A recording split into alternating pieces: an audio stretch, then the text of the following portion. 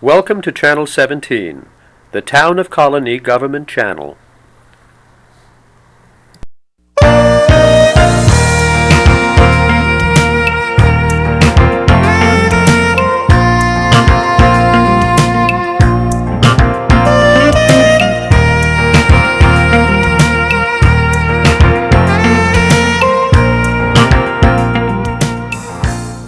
Welcome to our noon book review. My name is Joe Nash. Today we're going to be hearing from Professor Jeff Carlson from the Albany Medical College Center for Neuropharmacology and Neuroscience. He's going to be reviewing the book Social Intelligence by Daniel Goleman. He begins his review by talking about scientific writing, the different kinds of scientific writing, beginning with very specialized writing in academic scientific journals.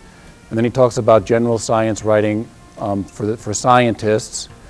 And we're going to join him now when he picks up, and he's going to be talking about scientific writing for the general public, like Discover Magazine, the New York Times, and Scientific American. So I hope you enjoy the review. Scientific American then is read by a lot of people, but not everybody can really appreciate all of the things that are put in a magazine like Scientific American. But what's also happened now is another level of scientific writing has evolved. Articles about science that appear in such places as Discover Magazine. You're all familiar with Discover Magazine. New York Times.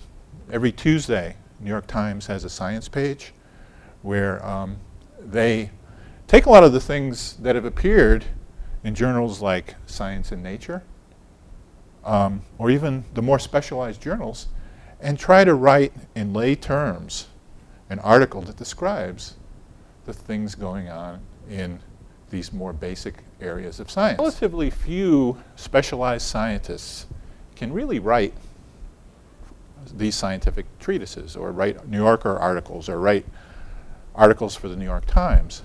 It takes a relatively special person. You know, and over the years we've had these specialized people, like Carl Sagan, the astronomer, who was able to communicate with the public really well.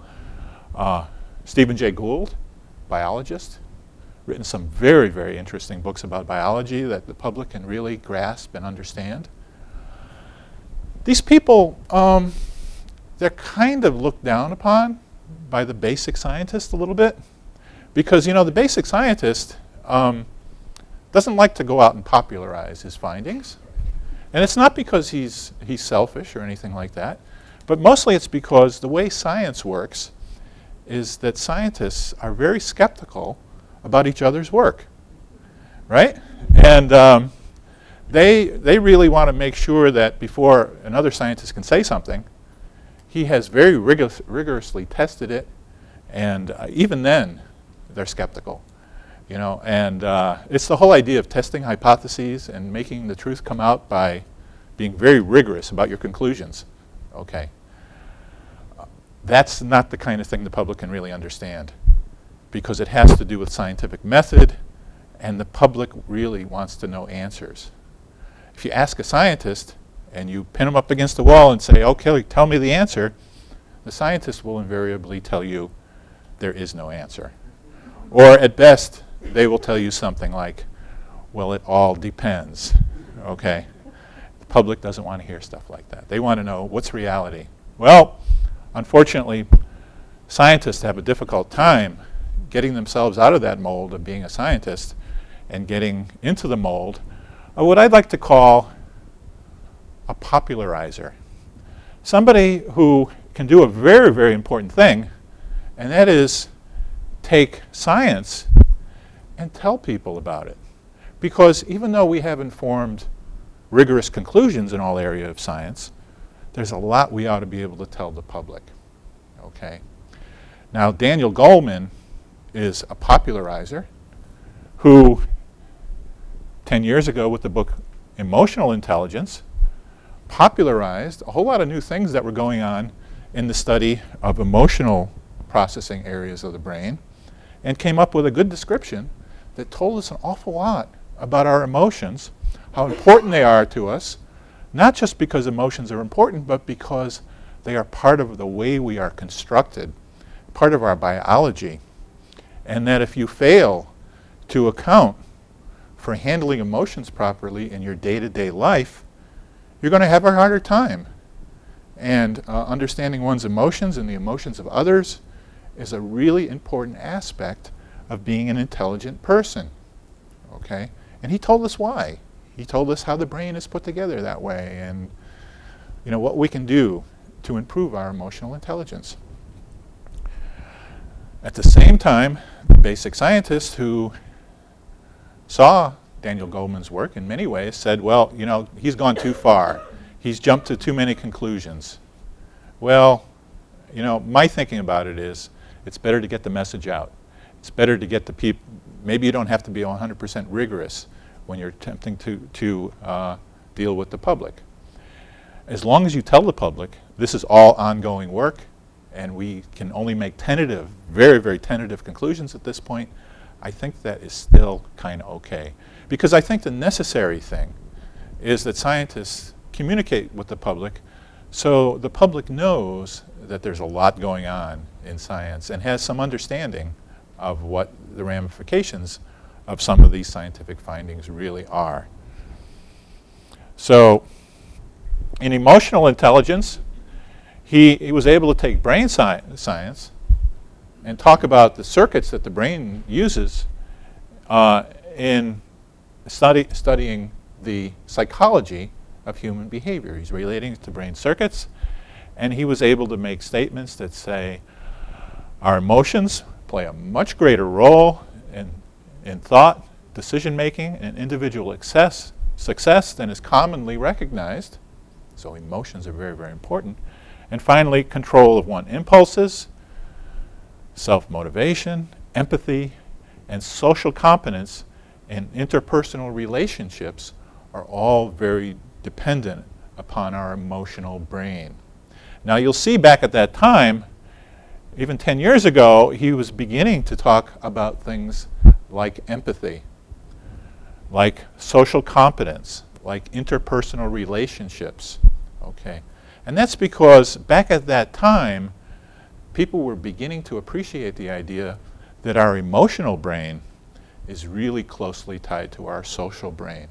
So I think this next book of Daniel Goleman's has really evolved out of that whole idea that the circuitry for emotions and the circuitry for social behavior is part of the way our brains are wired, and that has big implications for people. Social intelligence, what Goleman is telling us is that our brains are wired to connect. What that means is that we are designed to be social creatures, to socially interact with one another.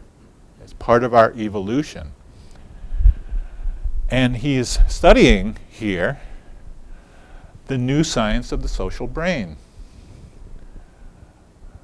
How is the brain wired to be social? Well, he actually gets into the neuroscience of it all. And he talks about very specialized neurons that humans have in abundance in their brain. These are known as spindle cells. He explains them in a very, very elegant way that a non-scientist can easily understand. We'll talk a little bit about them. He talks about neurons in the brain known as mirror neurons that are, when they were discovered, it was kind of mind-boggling that this kind of thing can happen in the brain, but it does, and we'll talk a little bit about those. Eye contact, the simple idea of looking in another person's eyes, and how rich an experience that can be, and how the information we can get from another person simply by making eye contact can give us things that we can perceive in our brain and understand about people that most of us only comprehend on a very, very superficial level right now, but there's a real scientific basis to it all, and we'll talk a little bit about that. Social intelligence. How social intelligence is there at birth, and how it's something that babies have in a really tremendous way. Some grow into it, can get better at social intelligence as they develop. Some grow out of it and become less social, unfortunately. And we'll talk about the upside and the downside of either developing or not developing good social intelligence. Again, based on the way the brain is working and how certain disease states involving social behavior can really be traced back to faulty brain development. And we'll talk about a few of those things. Brain circuits. I keep mentioning brain circuits. Why is it all of a sudden in the year 2007, we can start talking so much about brain circuits in something like social behavior when we hadn't really been able to do that much before? Well, if I had to point at one thing, and Goleman talks about this quite a bit in his book, it's the whole idea of magnetic resonance imaging. All of you know what I'm talking about when we talk about an MRI machine, right? You all have the idea that the MRI machine allows the physician to actually take a picture of what's going on inside the body. When that is applied to the brain, okay, you can get a picture, basically, of what's going on inside the brain, okay? And it all has to do with magnets, believe it or not. It has to do with the idea of putting a magnetic field around certain chemicals in the brain that resonate when that magnetic field is applied. And this machine can actually measure this resonance. Now you see that little F in front of it, fMRI. This means functional magnetic resonance imaging. And what that simply means is that you can look at the brain while the person is doing some function, doing some behavior, thinking about something, being in a social situation even. And they do all kinds of experiments now where they can get volunteers to sit in one of these machines while putting that volunteer into a situation that's like a social situation. So here we can equate social behavior to actual brain circuits. And some amazing things are going on, and I'll tell you about them. Goleman uses some fascinating examples to make his points about the ways in which humans are wired to connect. He talks about a troop that was in Iraq over the last few years, and their job was to go and meet somebody at a mosque. So 20 troops are marching down the street, and as they got closer to the mosque, they saw a group of very, very angry Iraqis walking toward them, yelling and screaming and making threatening gestures at the troops. The person in charge saw the angry crowd. He told his soldiers, okay, smile, take a knee, take your weapon, and point it at the ground. Look into their faces and smile at them. Then slowly arise and start walking backwards. Goleman describes this in a very, very elegant fashion. And he talks about how the tone of that crowd just began changing. Soon the Iraqis stopped their threatening gestures, got a look on their face, a conciliatory look. Many of them began smiling. Many of them almost began greeting the troops. Here we see social intelligence at its best. The leader of that troop realizes that the best thing he can do in this situation is make as many non-threatening gestures to these people as possible. He also realized that the power of a smile can be overwhelming as a form of communication, of sociability, and the need to have a good social interaction. Used it very, very effectively. Well, Goleman uses that to start off his book. And he takes these ideas about how we are wired to connect with each other and how we can transmit things to each other readily to talk about a lot of different things. He talks about the madness of crowds. What happens to people when you put them together in a crowd? He talks about hooliganism. Everybody knows, particularly the soccer guys players over in Europe, who easily riot and engage in behaviors they would never do as individuals. But in a crowd, that social interaction is enough to really change them. You know, almost 50 years ago, there was a psychology journal that was known as the Journal of Abnormal and Social Psychology. You know, back 50 years ago, social psychologists were speculating about the idea that people became abnormal when put into groups. Okay? And when you think about it, a lot of things, abnormal behaviors, do happen when people are put into groups. Go to a baseball game sometimes, and the bottom of the ninth inning, and you know, 2 outs and a chance to get a runner home and win the game anyway.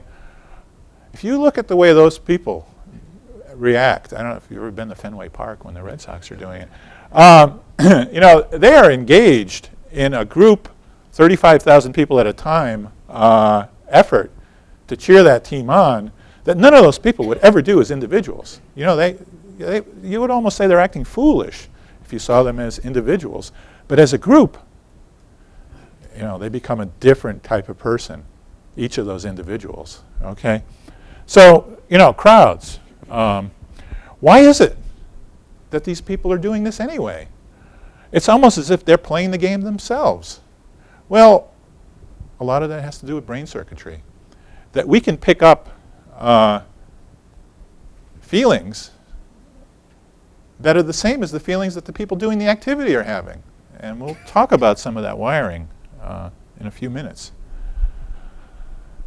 Social intelligence. One of the nice things about Goleman, he's almost poetic in describing some of these things. He talks about a neural ballet, which we dance with others, and how we give off signals all the time that really tell us that we're designed to be social. He says we catch other people's emotions like we catch a cold. Toxic relationships can cause us to send out hormones that impact biological systems from the heart to the immune system. At the same time, good relationships can send out hormones that have good effects on the body. And again, all of this because of brain wiring. He talks about brain areas for social intelligence. And these brain areas are rapidly becoming some of the most important areas of the brain for scientists to look at in terms of explaining a whole lot of behaviors, from things like abnormal states like psychosis, depression, anxiety states, things like drug abuse, but also normal states, social interaction,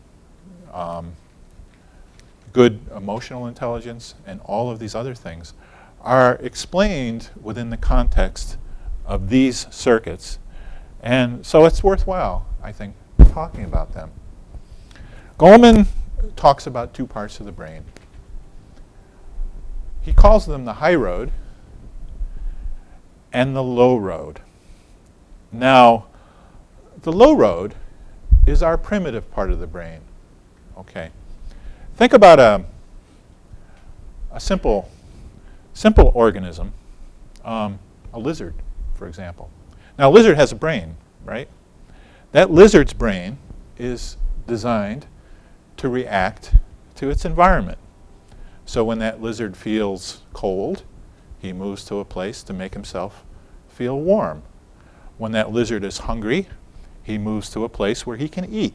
His brain is having him do these things, right? When a lizard sees another lizard that may take his food away, he becomes aggressive, okay? That's the lizard brain. Turns out, as human brains developed, they developed, and this is our evolution, they developed out of a lizard brain. You know, the whole idea of the species getting more complicated as we evolved, the Darwinian idea, well, that's true. Turns out we still have that lizard brain. And that lizard brain is what Goleman likes to talk about as the low road.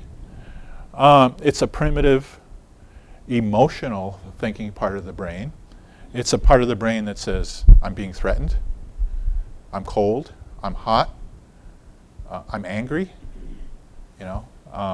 whatever, okay? It's a part of the brain that's able to control our behavior very rapidly. It sends signals saying, danger, move away, food, go after it, those kinds of things, okay? And there's a part of our brain known as the amygdala, which we talk about as being the seat of emotions, okay? And it guides our behavior. Well, it turns out as humans, we've developed beyond the lizard, most of us anyway. And we've developed another part of the brain that Goleman talks about as the high road. Prefrontal cortex. Everybody's familiar with the idea that we have cortex on the outside of our brain, okay? Prefrontal cortex, the orbitofrontal cortex. Both of these are parts of the brain where we do our rational thinking. They're known as the executive part of the brain. They're the part of the brain that takes in this information from other parts of the brain, including the lizard brain, and say, now let's see. I see this person in front of me that I don't like very much, and I would like to beat him up, but I better not. Okay? Okay. In other words, it's how to deal with it. Okay. Okay. Now, in between, we have a part of the brain that is part of the cortex, but also part of the emotional brain known as the anterior cingulate cortex, where we have a set of neurons known as spindle cells. And Goleman spends a lot of time talking about the spindle cells. We'll talk about them ourselves here in a little bit. But these spindle cells allow for the transmission of information between these two sides, the high load and the low road. Okay. Spindle cells kind of make us uniquely human, and we'll talk about why in a few minutes. Anyway, there is something over in the corner there that I put in parentheses known as the insula. Anybody run into the insula lately? Anybody? Somebody did. What's the insula? It's a small part of the brain that can control things like cravings to smoke. Yeah. What they found was that people who were smokers who happened to have strokes where the insula was damaged found it easy to give up smoking. Okay. Think about here. Person wants to smoke. Why does he smoke? He probably smokes because the part of the brain known as the low road by Goleman is telling him, you really like to smoke. Why don't you have that cigarette, The upper part of the brain, the high part of the brain, is saying, hey, don't smoke. You'll get cancer, or you'll be not healthy, or something will happen to you. You really shouldn't smoke. Transmission of information between the low road and the high road in a smoker is probably not optimal in the sense that his high road is not suppressing the low road. Well, it turns out that if you take the insula out of the picture, the high road has an easier time of, that's the account anyway. Anyway, these kinds of things happen all the time in social behavior. As we said, the amygdala is the low road, the lizard brain. It can operate outside of our awareness a lot of times. Did you ever walk into a room, see a person that you have to engage with, take one look at them and know it's not going to be easy? Yeah. Goleman will say that's because we pick up these cues that our low road is telling us there's something about this person. Okay. Emotional contagion. Did you ever walk into a room where there are a bunch of people doing something, you don't know what they're doing, and as soon as you get there you realize they're all upset about something? We can transfer emotions to other people very, very readily, and this is our lizard brain. We are tuned to pick up these things from other people because of our wiring, our social wiring. Okay. Attunement. The idea that when we interact with another person, we can tune right into what that person's thinking without even having him tell us what he's thinking a lot of times. We are very, very good at this attunement. And Goleman says, you know, the eyes have it. And what he means there is we can read another person's eyes, particularly, very, very rapidly. Our lizard brains can do that. They can allow us to very quickly understand what's going on in another person's head. Facial expression. Our faces have hundreds of muscles. Why do we have so many muscles in our face?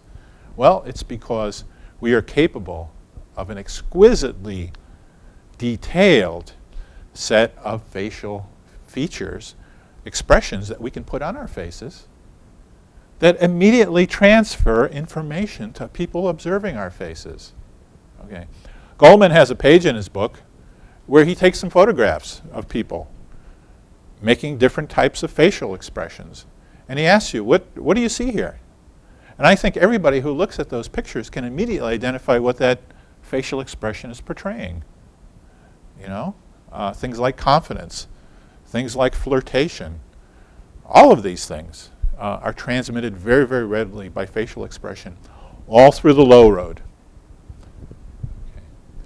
Okay. He has a really great thing about two people forming a relationship and what happens in the brain during the neurobiology of a spontaneous kiss, where they come together, the two people looking each other's eyes, and come together and kiss for the first time.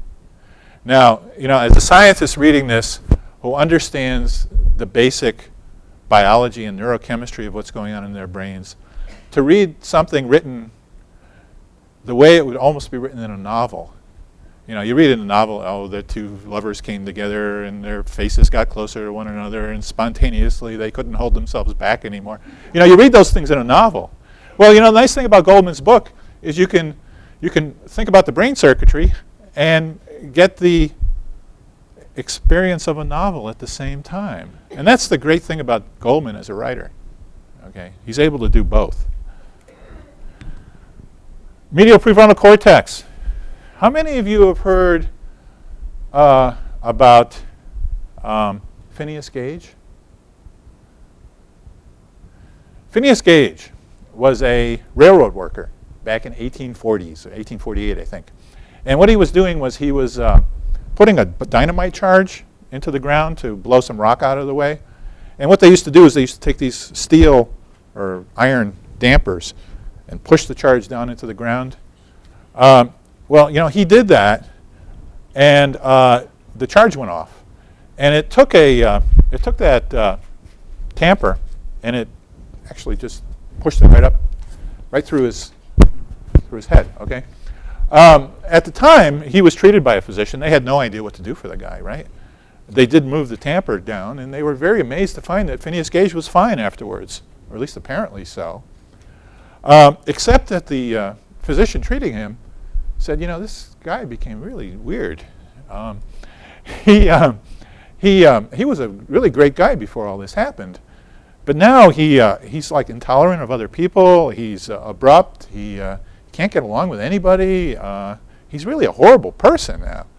And what happened? Well, these writings stayed around. In 1995, Antonio Damasio, who's a neurologist, said, you know, what happened to, this is a computer reconstruction of what happened. Apparently they kept his skull in some archive somewhere. Damasio reconstructed what happened. He said, well, you know, basically the prefrontal cortex was separated from the rest of the brain in this poor guy.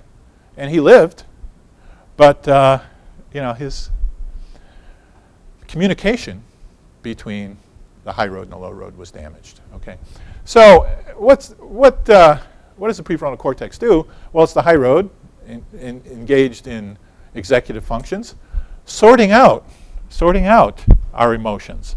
Okay, it allows us, when we engage, for example, in facial recognition, to know how to respond to the other person's facial expressions. It keeps us, it inhibits, us from being a lizard, holding back, but sometimes it lets us go, and so on and so forth. So it processes information. It takes all those inputs and makes a decision about what to do with them. So when Phineas Gage had damage to that area, he was unable to do that kind of processing, so he became the miserable person that he became. Okay, even though he was healthy, he was not able to govern the emotions that came out of the amygdala in social situations. Now, can anybody think of diseases that might be similar? Yeah.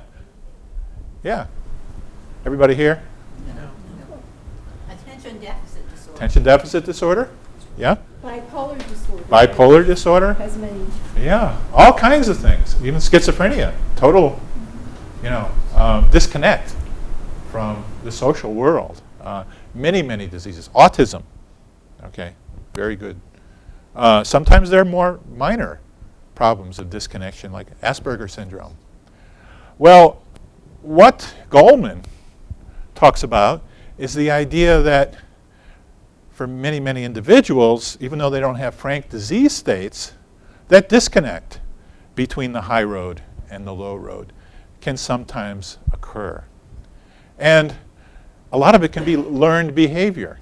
Okay, and we'll talk about some of these implications in a few minutes. Mirror neurons. One of the most amazing findings over the last 10 years in neuroscience has to do with the mirror neuron. And this is a quote, not right from the book, although he says things exactly like this in the book. This is a book from this is a quote from a New York Times article that Goleman wrote. Actually, not very long ago, maybe around the time the book was coming out, describing mirror neurons per se. And he talks about them as a widely dispersed class of brain cells that operate like neural Wi-Fi, wireless communication.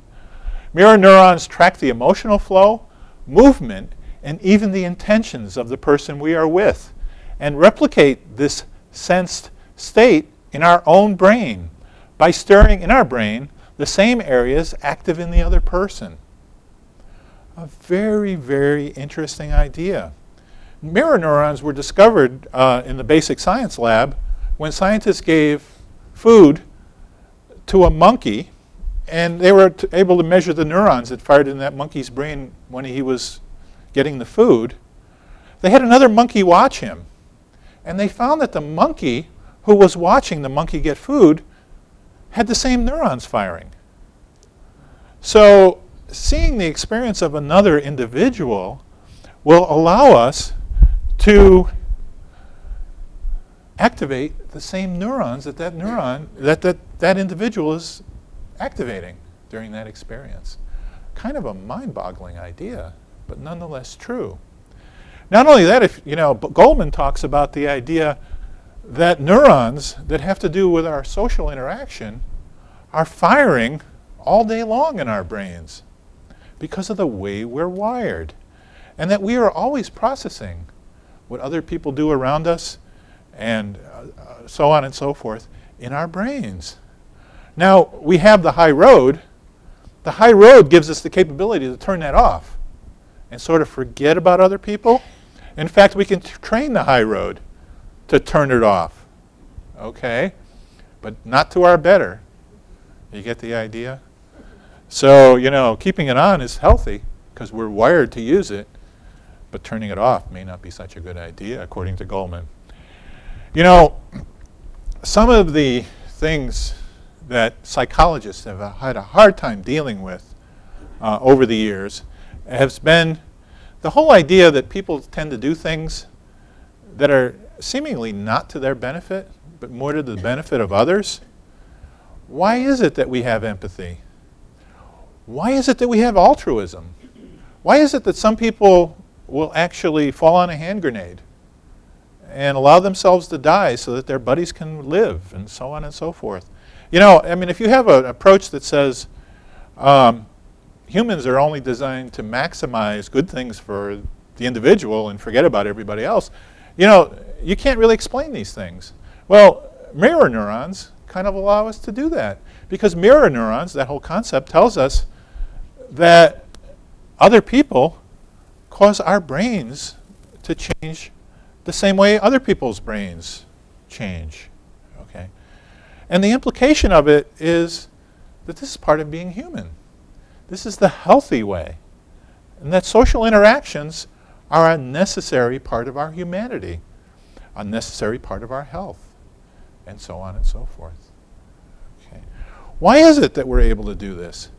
Well, another kind of neuron in the brain, the neuron in the brain of humans in particular that Goleman talks about, is the spindle cell. Spindle cells are neurons that are, well, they look like spindles.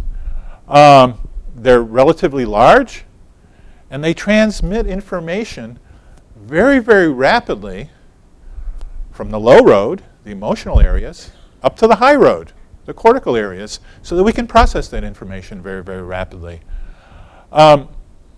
They are implicated in having a very important role in governing this transfer of information. They contain substances known as neurotransmitters that are chemicals, and many of the drugs that we use to change people's behavior, drugs having to do with anxiety, depression, even psychosis, actually work on these chemicals. So, you know, in the end, they may change the way in which these spindle cells work. Certain things, strange kinds of behaviors that certain people are capable of, savant, you know, the idiot savant perceptiveness who can look at a newspaper and have the whole thing memorized within 30 seconds, these kinds of things. The ability to have perfect pitch. You know, there are people who have perfect pitch. Dyslexia, autism. All of these can be pointed at as being something to do with unusual conformations or use of spindle cells, these communicating cells. Interestingly enough, these spindle cells are very, very rare in comparison to other neurons. They've been found in this anterior cingulate area, this little way station between the two ends, the high road and the low road. Also in that insular area that we talked about for cigarette smoking. They've only been found in the great apes, gorillas, orangutans, chimps, dolphins, and more recently, whales. Okay. Dolphins and whales are very, very interesting creatures. Great apes, it's a little easier to appreciate them being close to humans, but it's turning out dolphins and whales are very close as well, and very, very smart creatures. The other thing a dolphin can do, maybe you guys don't know it, is a dolphin can sleep on one side of its brain at a time. It can actually go to sleep on one side, keep the other side awake. The dolphins are amazing. Anyway, that would be another book. Okay. How long do we have? I think there's the TV. There's an hour and a half tape in there. Oh, okay. Well, we'll keep going. I didn't know quite sure how far to go with all this, but I brought about an hour and 10 minutes of talking. Okay. Okay, good. Okay. Implications. Let's get into some of the implications of all this. What does it mean? Because the last 2/3 of the book, Goleman talks about a whole lot of different principles in social psychology and social work and social interactions in general that have really important things to consider having to do with the hardwiring of the brain for social intelligence. He talks about the dark side of social intelligence, you know, sort of diseases of social intelligence, if you want, or faulty social intelligence. things like narcissism, things like the psychopath, really extreme manifestations of an inability to get out of oneself and respond appropriately in social situations. He goes through a progression of talking about narcissism, which is sort of entry-level lack of social intelligence, up to Machiavellianism, which is a little bit worse, up to the psychopath, and talks about them in terms of the brain. He talks a lot about the healthy consequences of being a social person. These brain areas are not isolated from the rest of the body. They influence our body chemistry, our body hormones, the way things work. They have the ability to affect things like heart disease, progression of cancer, and so on and so forth, because our brains, our minds, if you want, are part of our bodies. And one of the most important features of neuroscience, one of the things that neuroscience has been telling us over the past 10 or 15 years, is that this whole idea about a mind-body dichotomy, where the mind has been thought of as separate from the body, is not true at all. And the mind and the body are intimately connected to one another. And things going on in the head have a lot to do with things going on in the body. And that the social being is the healthy being. And that's a very, very important principle. He talks about good bosses, the socially conscious boss, the socially intelligent boss who understands the importance of social interactions and how those are the good bosses. The popularity and effectiveness of teachers who show warmth and positive regard for students. Again. And then finally, the vitality that ensues from positive social interactions. All of this part and parcel of being human and being a socially intelligent individual. Our brains, our reactions to others, and theirs to us have far-reaching biological impact, sending out cascades of hormones that regulate everything from our hearts to our immune systems, making good relationships act like vitamins and bad relationships like poisons. That's the kind of writer he is. He's able to turn a phrase, as they say. We catch other people's emotions the way we catch a cold. And the consequences of isolation or relentless social stress can be life-shortening. Again, some very, very important points to ponder. He suggests that we have an affinity for empathy, cooperation, and altruism, and can nurture these life-enriching capacities in ourselves and others. And that's because the high road, the cortex, those areas of the brain that process information are trainable. We can learn to be socially intelligent. Very, very important consideration here. He laments what he calls the social corrosion resulting from techno creep. I don't know, maybe some of us know people who never communicate with people except by email.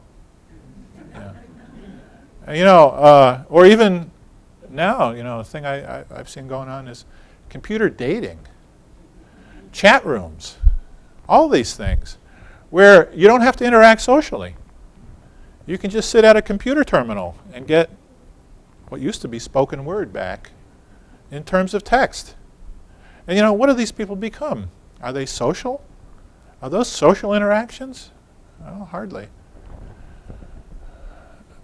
Nonetheless, people seem to be very happy wandering around in their private worlds. People walking around surrounded by other individuals, but having an iPod in their ears or a Walkman, or people walking along engaging in conversations on a cell phone totally oblivious to the fact that there are other people around them, totally socially disengaged. Well, Goleman argues that this is not very healthy, and that we are wired to connect. And when we try to overcome that wiring by forgetting about part of it, we forget that we have to continually learn to enhance our social interactions. And he spends a large amount of time talking about the bad implications of all this.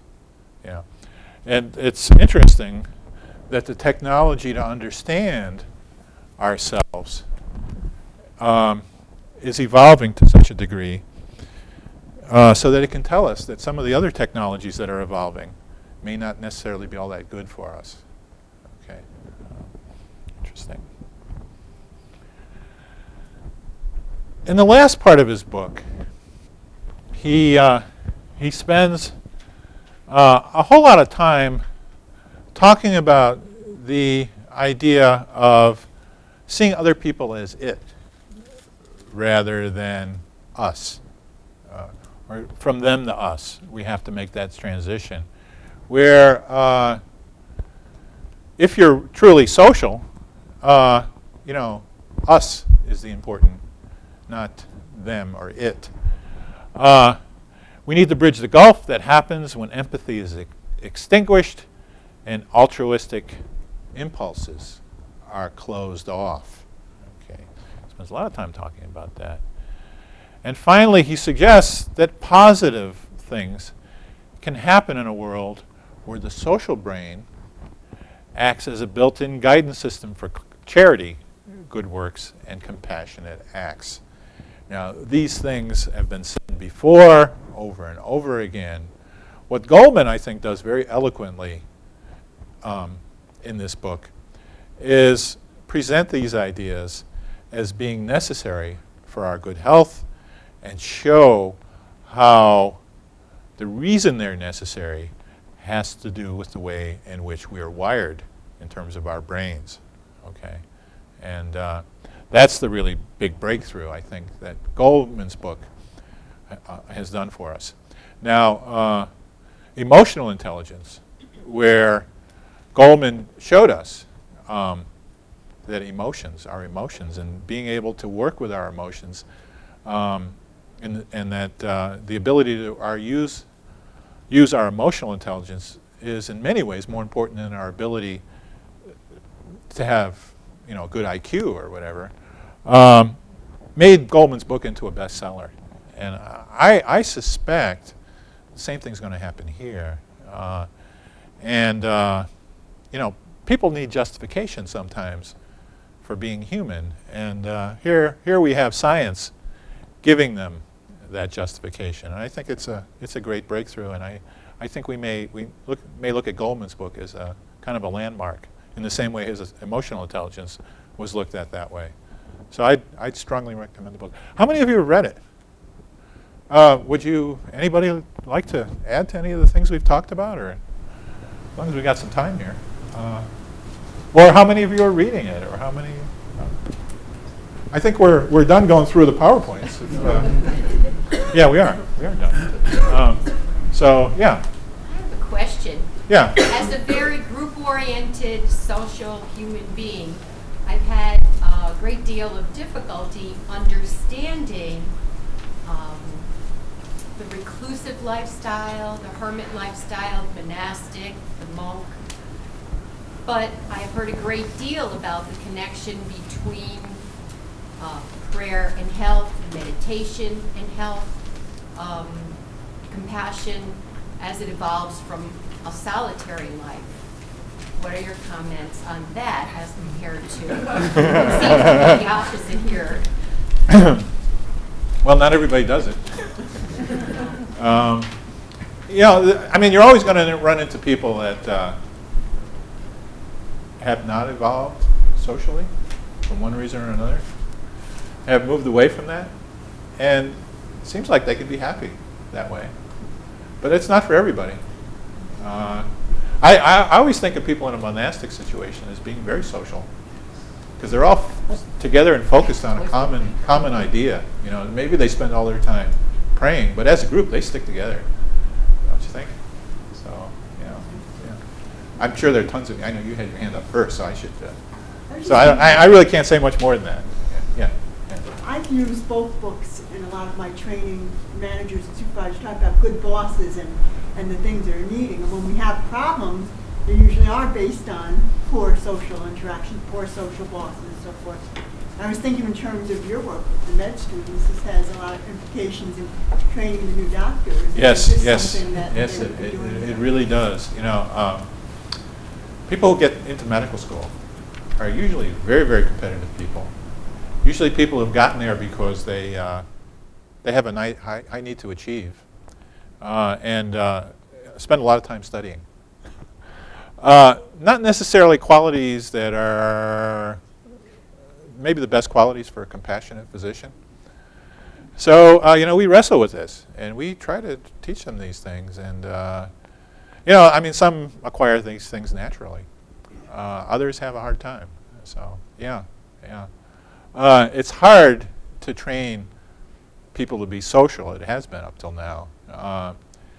All you can do is put them in the social situations and hope things work out. But this whole idea comes out of Goleman's treatise that maybe we should think about ways in which we can train people to be social. Because the brain is trainable. Yeah. Maybe if they're relating it to more scientific stuff, they'd be more willing Yeah, well, to that's the thing. accept it. That's the thing. A lot of people, a lot of hard scientists sort of look at psychology and say, well, that's hocus pocus type stuff. But it really isn't, so this whole idea of cognitive neuroscience, where things going on in the brain, behavior related directly to the nuts and bolts of the brain, giving a lot more credibility. Yeah. You made mention how in a group people can act in ways that they wouldn't as an individual, and they may take on behavior that's certainly considered negative and inappropriate. Yeah. What about the people in the group who don't feel that way? Is there anything they can do to influence the group differently? Yeah, well, according to Goleman's analysis, remaining calm, trying to talk the others out of it. The problem is, you get to a point where people are in a frenzy. It's hard to get them to pay attention to you at all. You mentioned the instance of 35,000 people. So if she and I agree that the group isn't acting the way we think they should, we can't talk to 35,000. What can we influence to counter those 35,000? It's hard to apply peer pressure when you're in an extreme minority, like 1 or 2 people out of 35,000, certainly. But if there are enough of you, I would think that your calm attitude, there are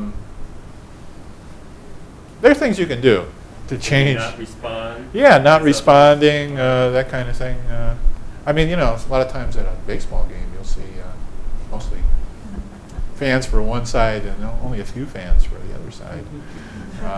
They have a hard time influencing the fans. I think of it that way. You know what I mean? One other thing I wanted to ask you about too, the different things that you mentioned. Do they influence people who are good actors? Like you see somebody on the screen, you say, "Wow, that's really great." Yeah.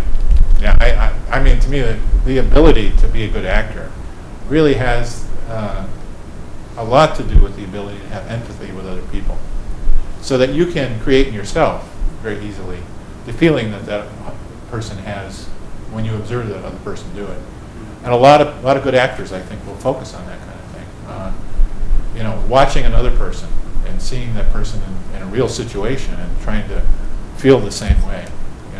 This whole idea of method acting that came around 20 years ago or more, I think is an illustration of that. So, good actors are probably very empathic people. Yeah. I want to ask about the fact that we're not allowed to see the Iraq soldiers coming back. I was wondering what Bush is doing to our empathy. Yeah, exactly. Isn't he destroying trying to prevent empathy? Yeah, I think, unfortunately, the military learned a long time ago that the worst thing they can do for themselves is allow scenes from battles to come back. A lot of people say that the Vietnam War ended because of that. That every night when you got home and turned on the 6 o'clock news, you'd see scenes from a battlefield, and people don't react well to that kind of thing, as they shouldn't. Yeah.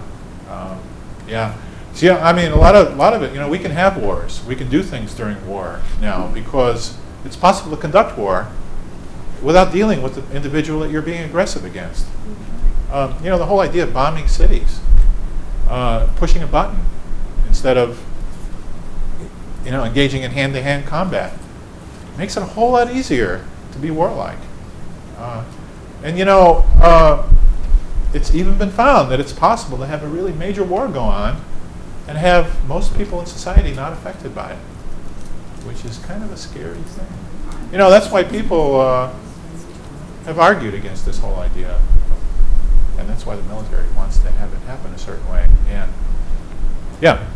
Well, I have a question partly related to what you just talked about in regard to the military warfare. Yeah. What happens in the soldier's brain in the following context where he develops that tremendous empathy within his group, that camaraderie within that immediate group, and yet at the same time has to be focused on killing the other? That's a tough one, yeah. What's going on in the brain up there, and is that why there's, you know, one of the contributing factors to this post-traumatic, you know, all like Yeah, well, you know, that's the thing. I mean, there's a lot of empathy going on with the people in his unit.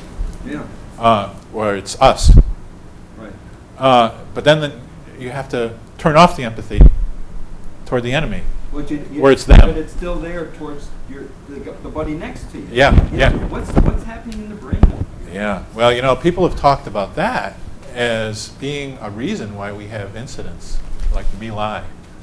Incidents where they find it easy to just torture people or whatever, because their group empathy becomes so great, and that if something happens to one of their buddies, they have to strike out, and they strike out at the people that have been identified as it. You know, where the enemy has to become dehumanized.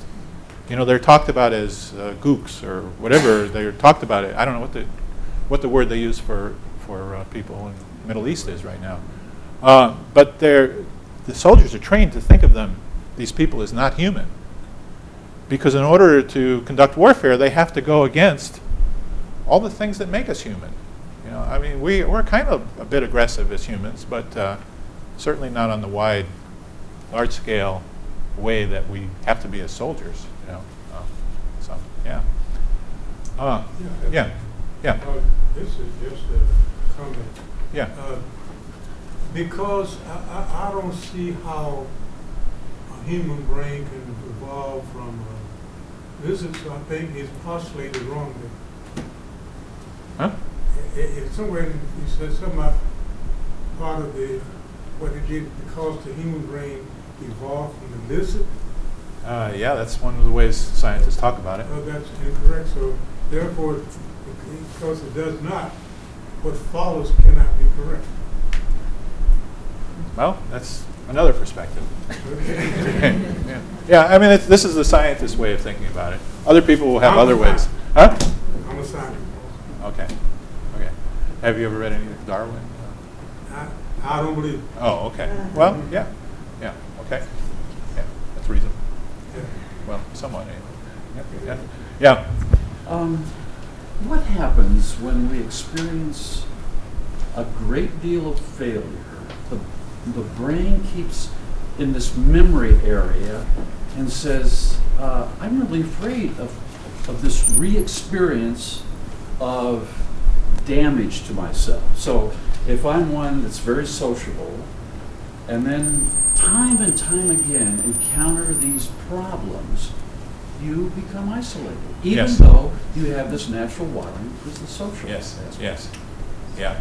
Well, you know, the brain can learn. It can be in states where it's learning that behavior doesn't matter, okay, of being social or whatever.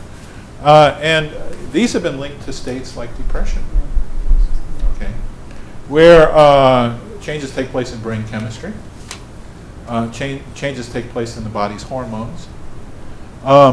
We have drugs that can temporarily reinstate a good state of affairs and maybe hopefully bring them back bring the person back to a state where he can relearn, positive social interactions are probably going to do the best thing for that person, okay, to help them come out of that.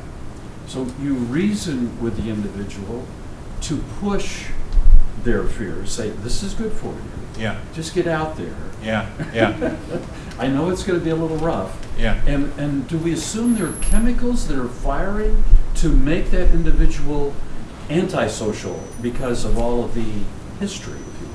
Well, there's actually chemicals going on. Well, there's Say, a for your chemical. protection. That's all we are is chemicals. Yeah. Yeah, yeah, yeah.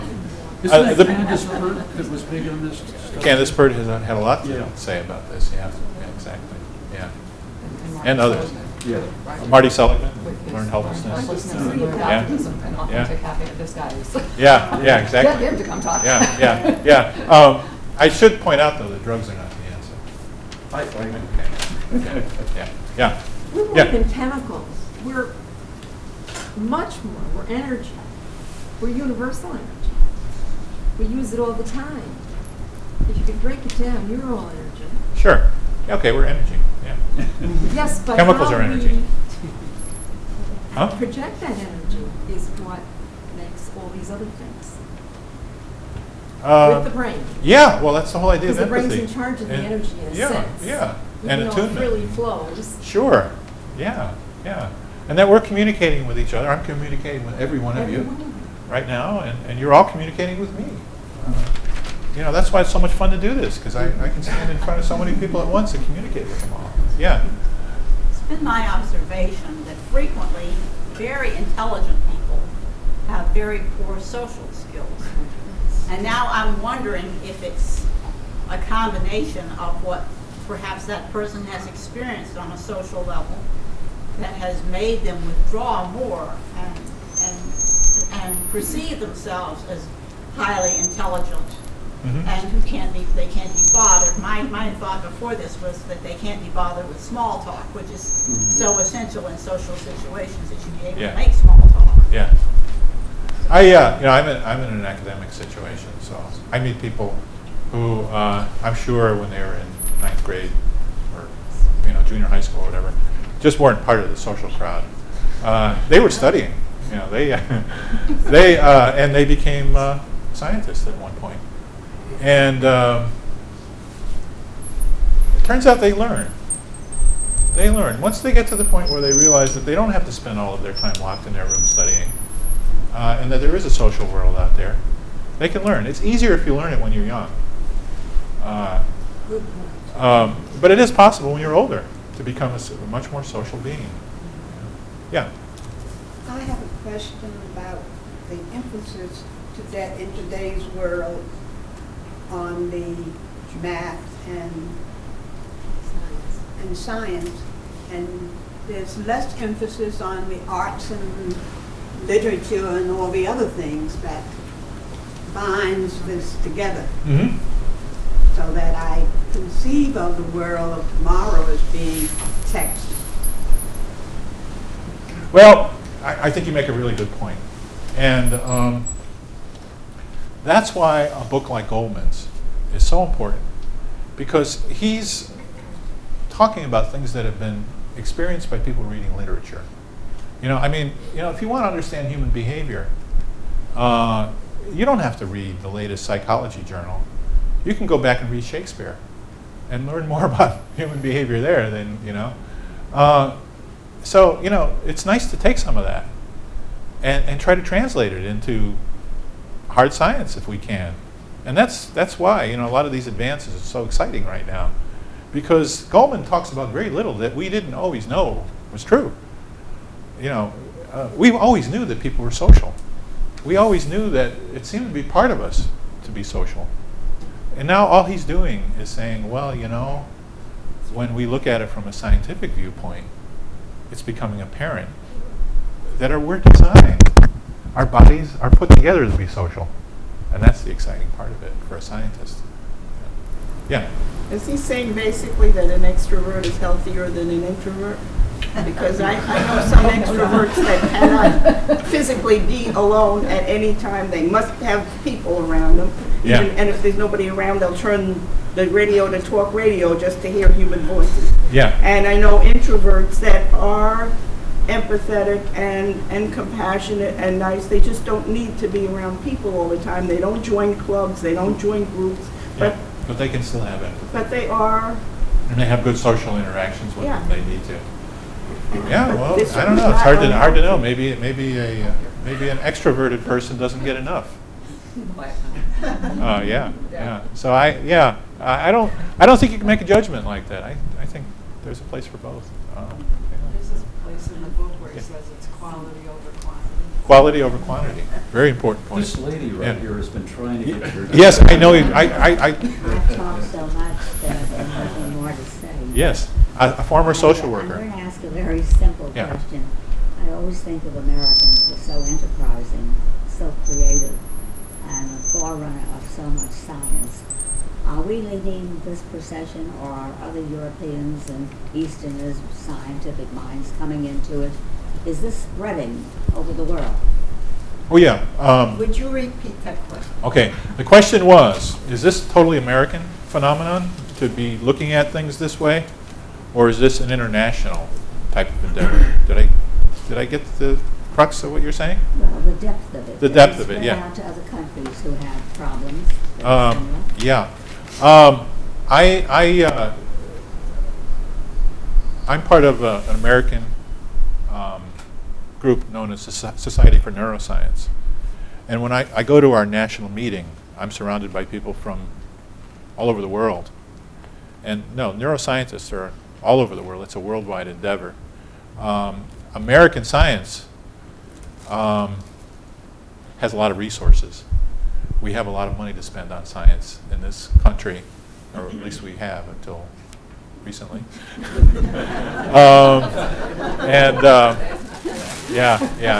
Maybe it'll come back.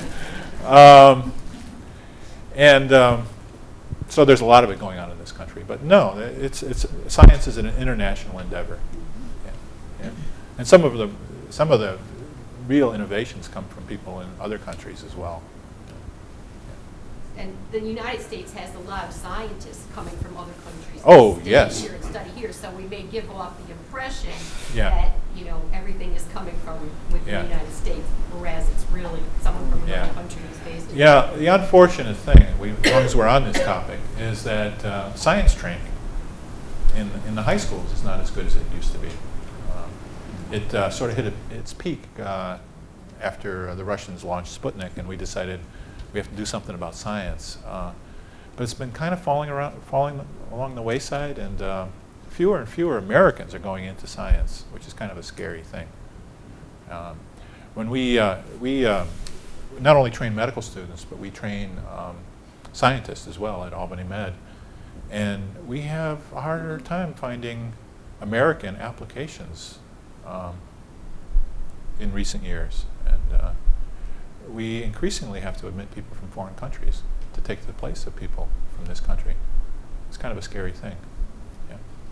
Yeah. Do you know why? Why? Science is harder. One thing. It takes a bit more effort to teach science in the grade schools than in the high schools. But why aren't people going in for it? They're not being pointed in that direction, I think, the way they need to be. Corporate America, because they can make more money doing something else. That's another thing. Our admissions to both medical school and science go down. Our applications go down when the economy goes up. I remember being in college and having friends who were business majors, and they would come by and they'd say, "Hey, I'm going to get a BA in business. This is really easy." And all they were learning was how to move money from one pile to the other. I hate that.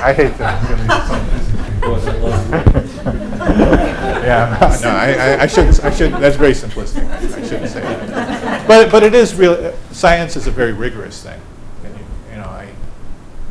It's harder to get A's if you take all science courses than it is other courses.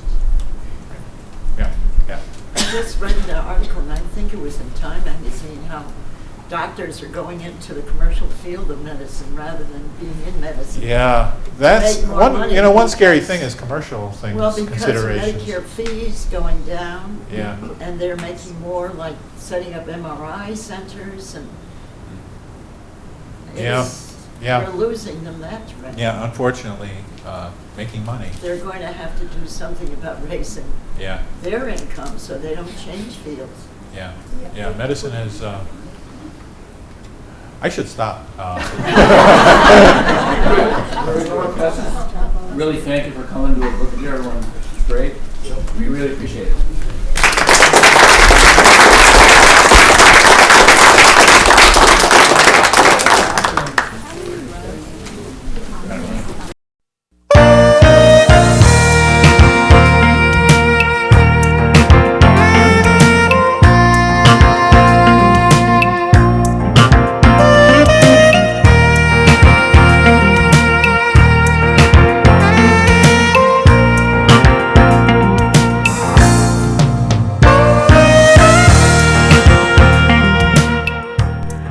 Welcome to Channel 17, the Town of Colonie Government Channel.